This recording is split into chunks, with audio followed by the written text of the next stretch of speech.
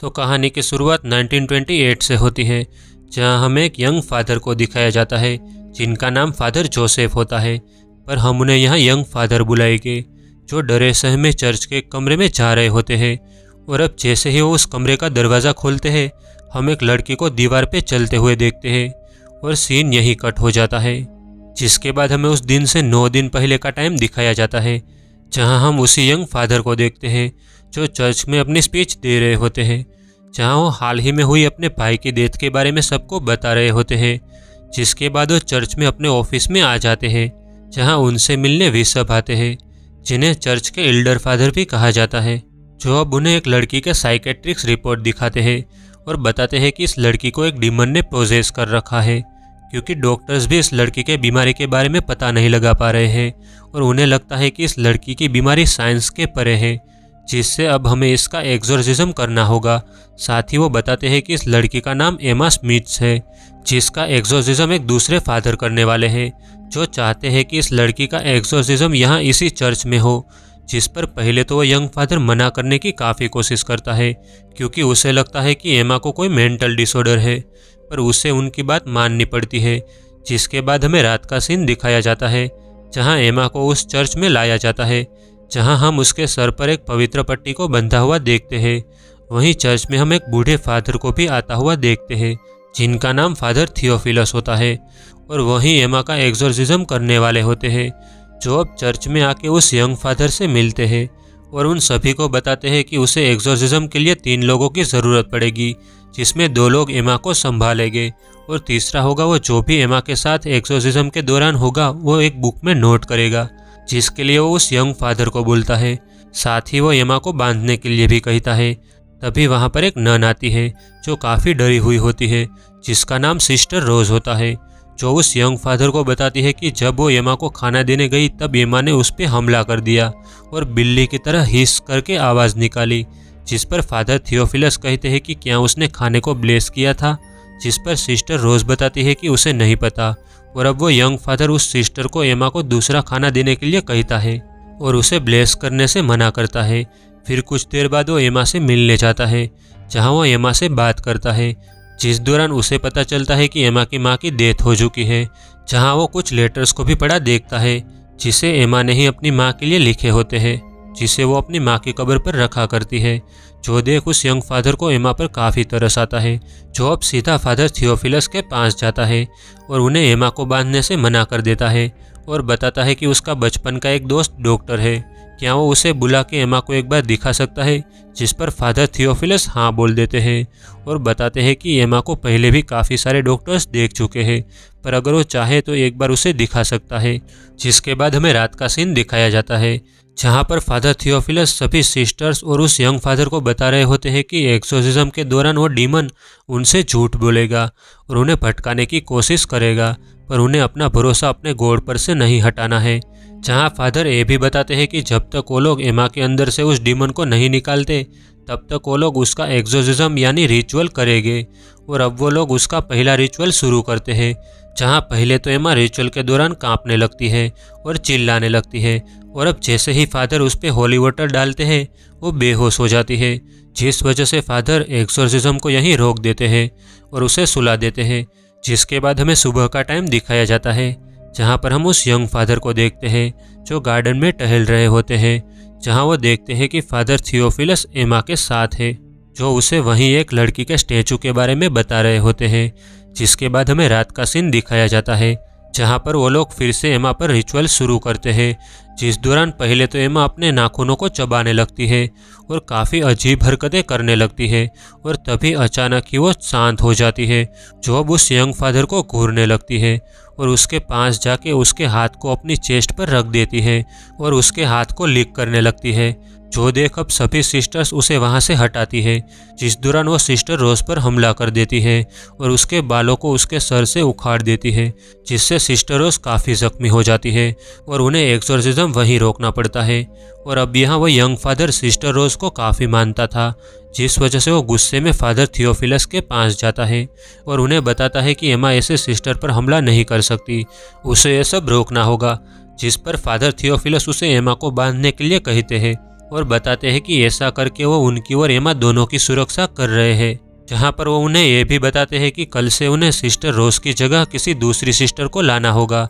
एमा को संभालने के लिए, ताकि सिस्टर रोज कुछ दिन आराम कर सके। जो बात वो यंग फादर मान जाता है। जिसके बाद हमें सुबह का टाइम दिखाया जाता है, जहाँ पर हम उस यंग फादर को देखते हैं जो सिस्टर रोज से मिलने आए होते हैं। जहाँ पर वो उसकी चोट के बारे में पूछते हैं और उनसे माफ़ी मांगते हैं, क्योंकि उन्हें लगता है कि सिस्टर रोज के साथ ये हादसा उनकी वजह से हुआ है, क्योंकि फादर थियोफिलस ने उन्हें पहले एमा को बांधने के लिए कहा था, पर उन्होंने उनकी बात नहीं मानी थी। जिस पर सिस्टर रोज उन्हें बताती है कि इसमें उनकी कोई गलती नहीं है, बल्कि उन्होंने एक्सोर्सिज्म पहली बार परफॉर्म किया है, जिस वजह से वो लोग थोड़े डरे हुए हैं। जिसके बाद हमें रात का सीन दिखाया जाता है, जहाँ एमा पर फिर से एक और रिचुअल किया जाता है, जहाँ पर उसे एक बेड से बांधा गया था। जहाँ पर हम एक दूसरी सिस्टर को भी देखते हैं जो सिस्टर रोज की जगह पर आई होती है, जो एमा को देखकर काफ़ी डर जाती है। और अब एक्सोर्सिज्म को स्टार्ट किया जाता है, जिस दौरान एमा का शरीर फिर से कांपने लगता है और उसके मुंह से फोग भी आने लगते हैं। जो देख फादर सभी सिस्टर्स को उसे संभालने के लिए कहते हैं, और तभी एमा अपनी गर्दन को जोर से ऊपर की तरफ मरोड़ देती है और उसकी आंखें भी पूरी तरीके से वाइट हो जाती है। और अब डीमन उस पर हावी हो जाता है, जहां अब फादर उस डीमन से उसका नाम पूछते हैं, जिस पर वो डीमन बताता है कि इस कमरे में सभी सिनर्स यानी पापी है, और काफ़ी ज़ोर से चिल्लाता है,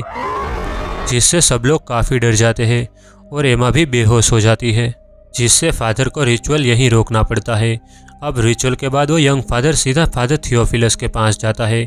जो चर्च में बैठे होते हैं, जहां वो उनसे पूछता है कि आखिर एमा को क्या हुआ था और वो क्या कह रही थी। जिस पर फादर थियोफिलस बताते हैं कि वो एमा नहीं बल्कि उसके अंदर का एक डीमन था, जो उनको भटकाना चाहता है, पर उन्हें उस पर ध्यान नहीं देना है और एमा को किसी भी तरह बचाना है। बस इतना कहकर वो वहाँ से चले जाते हैं। अब अगले दिन हम उस यंग फादर को देखते हैं जो चर्च में प्रेयर्स कर रहे होते हैं, जिस दौरान उन्हें एमा के रिचुअल वाले विजन्स आने लगते हैं, क्योंकि उन्होंने ये सब पहली बार देखा होता है और वो थोड़े डरे हुए भी होते हैं। अब रात को एमा पर फिर से एक और रिचुअल किया जाता है, जहाँ रिचुअल से पहले एक सिस्टर चुपके से अपने पास एक चेपलेट यानी एक पवित्र माला को रख लेती है,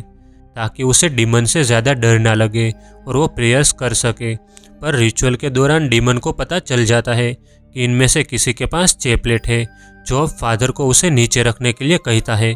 पर फादर बताते हैं कि यहाँ पे किसी के पास भी चेपलेट नहीं है, और तभी वो डीमन उस सिस्टर को घूरने लगता है, जिस वजह से उस सिस्टर को चेपलेट निकालना पड़ता है, जिसे फादर अब नीचे रखवा देते हैं। और अब सिस्टर ऐसा ही करती है, जिसके बाद फादर उस डीमन से उसका नाम पूछने लगते हैं, जिस पर वो डीमन उन्हें फिर से मैनिपुलेट करने लगता है और उस यंग फादर से उसके भाई के बारे में पूछने लगता है कि क्या वो अभी भी जिंदा है। जिस पर वो फादर उस डीमन के सर पर एक होली क्रॉस रख देते हैं, जिससे उसको तकलीफ होने लगती है। और अब वो फादर फिर से उसका नाम पूछते हैं, जिस पर वो डीमन अपना नाम मीना बताता है। और तभी एमा की तबीयत भी खराब हो जाती है और उसे उल्टी आने लगती है। और अब जैसे ही वो उल्टी करती है, उसकी उल्टी में से मांस का एक टुकड़ा निकलता है, जिससे सब लोग काफ़ी डर जाते हैं और रिचुअल को यहीं रोक देते हैं। अब रिचुअल के बाद हम फादर थियोफिलस को देखते हैं, जो अपने कमरे में होते हैं, जिन्हें अपने कमरे के बाहर किसी के होने का एहसास होता है। खैर अब हमें सुबह का टाइम दिखाया जाता है, जहां हम उस यंग फादर को देखते हैं, जो अपने भाई की चीज़ों को देख रहा होता है, जिसमें से उसे सेंट माइकल का एक लॉकेट मिलता है, जो बाइबल में एक पावरफुल एंजल थे, जिसे गॉड भी माना जाता है, जिसमें उन्हें अपने बचपन की एक फ़ोटो भी मिलती है, जो उनके भाई के साथ थी, जिसे देखो काफ़ी इमोशनल हो जाते हैं। अब रात को फिर से एमा पर रिचुअल किया जाता है, जिस दौरान वो देखते हैं कि एमा के पूरे शरीर पर चोट के निशान हैं और उसकी तबीयत भी काफ़ी ख़राब है। जो देख वो लोग डर जाते हैं और अब फादर उसके लिए दूसरे कपड़े मंगवाते हैं, जिसके बाद उस पर फिर से रिचुअल किया जाता है, जहां पहले तो वो यंग फादर रिचुअल के लिए मना करता है, क्योंकि एमा की तबीयत ठीक नहीं थी। पर फादर थियोफिलस उसकी बात नहीं मानते हैं और एमा पर रिचुअल करने लगते हैं। और तभी एमा के अंदर का वो डीमन फादर से कहता है कि वो एमा को नहीं छोड़ेगा और एमा खुद ही अपने आप को ख़त्म कर लेगी, जिस दौरान वो एमा के बेड को भी तोड़ देता है। और अब सभी सिस्टर्स उसे संभालने लगती है, जिस दौरान वो डीमन उनमें से एक सिस्टर के हाथ को अपने नीचे दबा लेता है और क्रश कर देता है, जिससे उस सिस्टर के हाथ में काफ़ी चोट आती है। जो देखो यंग फादर रिचुअल को यहीं रुकवा देता है, जो अब रिचुअल के बाद फादर थियोफिलस से बहस करने लगता है। और उन्हें बताता है कि एमा ने 2 सिस्टर्स को जख्मी कर दिया है और अब वो ऐसा नहीं होने देगा। एमा को डॉक्टर्स की ज़रूरत है, ना कि एक्सोर्सिज्म की। जिस दौरान अब उन दोनों के बीच काफ़ी बहस होती है, जहां वो यंग फादर थियोफिलस की बात मानने को तैयार नहीं होता, जिस वजह से फादर थियोफिलस उसे यहाँ एक बात बताते हैं, जहां हमें पता चलता है कि फादर थियोफिलस एमा का एक्सोर्सिज्म यानी रिचुअल पहले भी कर चुके हैं, जब एमा छोटी बच्ची थी, जहां उसकी माँ ने ही उन्हें बुलाया था एमा का एक्सोर्सिज्म करने। पर तब फादर रिचुअल के बारे में ज़्यादा कुछ नहीं जानते थे और उनका ये पहला रिचुअल था, जिससे वो डर गए। पर वो जानते थे कि एमा के अंदर एक डीमन है, जिसके बावजूद भी उन्होंने एमा को डॉक्टर्स के हवाले कर दिया। जिसके कुछ टाइम बाद उन्हें एमा के लेटर्स आने लगे, जिसमें एमा ने लिखा था कि अब वो ठीक हो गई है और उसने अपनी पढ़ाई भी ख़त्म कर ली है, जो देख फादर को अच्छा लगता है। पर वो डीमन की एक चाल थी जो अभी भी एमा के अंदर था, जो अब एमा के कमज़ोर होने का इंतज़ार कर रहा था। और अब जैसे ही एमा की माँ की डेथ हुई, उस डीमन को मौका मिल गया, जिसने एमा के दुख और दर्द का फ़ायदा उठा के उसके शरीर को अपने वश में कर लिया। जिस पर वो यंग फादर बताता है कि आखिर एमा ही क्यों, उसने एमा को ही पोजेस क्यों किया। जिस पर फादर बताते हैं कि एमा काफ़ी सेंसिटिव लड़की है और उसके पास्ट में पहले भी ऐसा कुछ हुआ होगा कि बुरी शक्तियाँ उसकी तरफ अट्रैक्ट हो रही है। जिसके बाद हमें अगले दिन का सीन दिखाया जाता है, जहाँ हम उस यंग फादर को देखते हैं जो एमा के साइकेट्रिक्स रिपोर्ट देख रहा होता है, जिसमें उसे एक फटा हुआ कागज़ मिलता है, जिसमें लिखा होता है कि एमा के फादर का अफेयर एमा की माँ की बहन मीना के साथ चल रहा था और वो दोनों काफ़ी साइको थे, जो ब्लैक मैजिक किया करते थे और कई बार वो बचपन में एमा को ब्लैक मैजिक वाला खाना भी खिलाते थे। और यही वजह थी कि बुरी शक्तियाँ एमा की तरफ अट्रैक्ट होती है। और तभी वहाँ पर एक सिस्टर आती है जो काफ़ी डरी हुई थी, जो अब फादर को अपने साथ चलने के लिए कहती है, जो अब उन्हें एमा के कमरे में ले जाती है, जहाँ का नज़ारा देख के फादर चौंक जाते हैं, क्योंकि एमा ने पूरे कमरे को उथल पुथल कर दिया था, जहाँ चारों तरफ दीवारों पे खून लगा होता है और वहीं एमा बिना कपड़ों के बैठी होती है, जिसके पूरे शरीर पे जख्मों के निशान होते हैं। और तभी फादर थियोफिलस वहाँ आके एमा को कपड़े से ढक देते हैं। अब यहाँ मदर सुपीरियर भी यह सब देख के डर जाती है, जो अब उन दोनों फादर्स को अपने ऑफिस में बुलाती है और उन्हें यह सब बंद करने के लिए कहती है और बताती है कि इन सब चीज़ों से कोई फ़ायदा नहीं हो रहा है। और उनकी सभी सिस्टर्स भी काफ़ी डरी हुई है, जहां अब वो उन्हें 1 हफ्ते का टाइम देती है और बताती है कि अगर एमा 1 हफ्ते में ठीक नहीं हुई तो उन्हें यह सब बंद करना होगा, जिसके बाद वो एमा को तहखाने में बंद कर देगी,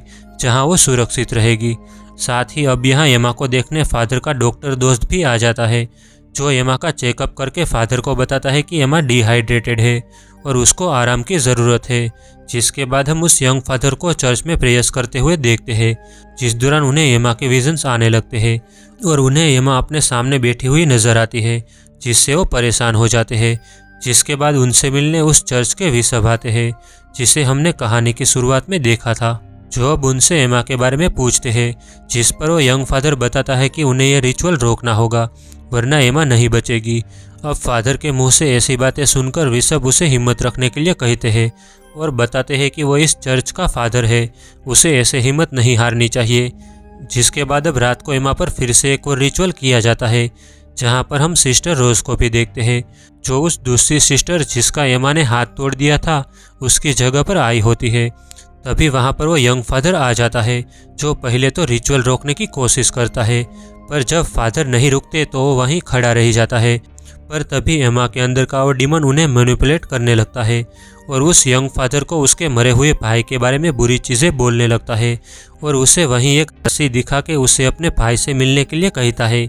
जिससे उस यंग फादर को काफ़ी गुस्सा आता है, जो अब एमा के अंदर के उस डीमन पे चिल्लाने लगता है और उस कमरे से चला जाता है। तभी एमा को उल्टी आना शुरू हो जाती है और वो बेहोश हो जाती है, जो देख सभी सिस्टर्स उसके हाथों को खोलने लगती है, जो उस डीमन की एक चाल थी। जिस दौरान एमा अपने हाथ को खोल के एक सिस्टर पर हमला कर देती है और वहाँ से भाग के सामने दीवार पे लटक जाती है, जो देख फादर अब उसके पास जाते हैं और उसे नीचे लाते हैं और रिचुअल को यहीं रोक देते हैं। वहीं रिचुअल के बाद फादर थियोफिलस को अपने कमरे में एक डीमन दिखाई देता है, जो उन्हें बताता है कि अगर उन्होंने रिचुअल को नहीं रोका तो वो नहीं बचेगा। वहीं दूसरी तरफ हम सिस्टर रोज को देखते हैं, जिसे कोई पोजेस कर लेता है। अब वो पोजेशन की हालत में एक आईने के सामने आ जाती है और उसे घूरने लगती है, जिससे वो आईना टूट जाता है, जिसकी आवाज़ सुनकर एक सिस्टर उठ जाती है जो अब उसे होश में लाती है। साथ ही हम उस यंग फादर को देखते हैं जिसे अपने कमरे की दीवारों में से अजीब आवाज़ें आने लगती है, और अब जैसे ही वो लाइट्स ऑन करता है कमरे के एक कोने में उसे एमा दिखाई देती है, जिससे वो काफ़ी डर जाता है। तभी उसका एक हाथ जिसे एमा ने लीक किया था, जिसके अंदर उसे ऐसा लगता है मानो कीड़े रेंग रहे हो, जिससे वो डर जाता है और अपने हाथ को कुरेदने लगता है। और अब यहाँ ये सब उस यंग फादर के विज़न होते हैं जो वो डीमन दिखा रहा था। अब अगले दिन वो फादर थियोफिलस के पास जाता है और उन्हें इन सब चीज़ों के बारे में बताता है, जिस पर फादर थियोफिलस उसे शांत करते हैं और बताते हैं कि वो लोग एमा के लिए एक वॉरियर की तरह है, क्योंकि जब कोई भी एमा के केस को लेने के लिए तैयार नहीं था तब उन लोगों ने उनकी मदद की, जैसे जीसस क्राइस्ट के सम्मान के लिए सेंट माइकल ने किया था। और अब उस यंग फादर को याद आता है कि उसे भी उसके भाई की चीज़ों में से सेंट माइकल का एक लॉकेट मिला है, जिसे शायद उसका भाई भी मानता था, और उसके भाई का नाम भी माइकल था, जिससे उसे काफ़ी हिम्मत मिलती है, जो अब अपने कमरे में जाकर सेंट माइकल के लॉकेट को खुद पहन लेता है। वहीं दूसरी तरफ हम एमा को देखते हैं जो काफ़ी बुरे हालत में होती है, जिसे वो डीमन पानी भी पीने नहीं देता, जिससे वो काफ़ी परेशान हो जाती है। और अब एमा पर फिर से एक और रिचुअल किया जाता है, जिस दौरान एमा के अंदर का वो डीमन वहीं एक सिस्टर को मैनिपुलेट करने लगता है, जो उस सिस्टर की दादी की आवाज़ में उस सिस्टर को अपने पास बुलाने लगता है, पर वो सिस्टर उसके पास नहीं जाती, जिससे उस डीमन को काफ़ी गुस्सा आता है, जो उस सिस्टर को बुरा भला बोलने लगता है। जिसके बाद वो फादर थियोफिलस को पकड़ लेता है और उन्हें भी मैनिपुलेट करने की कोशिश करता है, पर वो यंग फादर उसे छुड़वाता है, जिसके बाद वो रिचुअल को रोक देते हैं और बाहर आ जाते हैं, जिस दौरान एमा वहाँ से भाग जाती है, जिससे सब लोग काफ़ी डर जाते हैं और एमा को ढूंढने लगते हैं। वहीं मदर सुपीरियर भी सभी सिस्टर्स को अपने कमरे में रहने के लिए कहती है और खुद दूसरी सिस्टर्स के साथ अपने कमरे में चली जाती है। और अब फादर थियोफिलस, वो यंग फादर और सिस्टर्स मिलकर एमा को ढूंढने लगते हैं, जहां काफ़ी ढूंढने पर उन्हें एमा तहखाने में मिल जाती है, जो बेहोशी की हालत में होती है। अब जैसे ही वो यंग फादर एमा के पास जाता है तो वो देखता है कि एमा सांसें नहीं ले रही है, जिससे वो लोग परेशान हो जाते हैं। और अब फादर थियोफिलस एमा की पीठ पर थपथपाने लगते हैं, जिससे एमा होश में आ जाती है और उल्टी करने लगती है, पर वो डीमन अभी भी एमा के अंदर था, जो उस फादर से कहता है कि वो एमा को नहीं छोड़ेगा। और अब वो एमा को दीवार पे लटका के टॉर्चर करने लगता है, जहां हम देखते हैं कि एमा के अंदर काफ़ी सारे डीमन्स हैं, जिन पर फादर थियोफिलस रिचुअल करने लगते हैं, पर वो डीमन काफ़ी ज़्यादा ताकतवर थे, जो उस पूरे चर्च को हिलाने लगते हैं, जिससे चर्च की दीवारें भी टूटने लगती है और उस पर क्रैक्स आने लगते हैं। और फादर के हाथ से वो रिचुअल वाली बुक भी नीचे गिर जाती है और एमा फादर के हाथों को पकड़ लेती है। तभी वो यंग फादर उस रिचुअल वाली बुक को उठा लेता है, जिसमें वो सेंट माइकल के पेज को खुला हुआ देखता है, जो गॉड का ही एक इशारा था, जिससे उसमें काफ़ी हिम्मत आती है और वो सेंट माइकल के नाम से एमा पर रिचुअल करने लगता है, जिससे एमा के अंदर के वो डीमंस तड़पने लगते हैं। और तभी फादर थियोफिलस एमा को अपना एक होली क्रॉस दे देते हैं, जिससे वो डीमंस और भी ज़्यादा कमज़ोर पड़ने लगते हैं और एमा के अंदर से भाप बन के निकलने लगते हैं, जिससे एमा दीवार से नीचे गिर जाती है और वो सभी डीमंस उसके अंदर से निकल जाते हैं, जो देख फादर थियोफिलस की आंखों में आंसू आ जाते हैं और वो एमा के पास बैठ जाते हैं, क्योंकि ये उनके लिए एक बहुत बड़ी जीत थी। जिसके बाद हमें टेक्स्ट के ज़रिए बताया जाता है कि इस लास्ट रिचुअल के बाद एमा ने अपने पूरे जीवन को अच्छे से बिताया और उस यंग फादर और फादर थियोफिलस ने भी अपने जीवन में कई सारे एक्सोर्सिज्म किए और लोगों की सेवा की। साथ ही वो नोट्स जो उस यंग फादर ने लिखे थे, उसके ऊपर कई सारे आर्टिकल्स, बुक्स और फिल्में भी बनी। और इसी के साथ एक कहानी यहाँ एंड हो जाती है गाइस।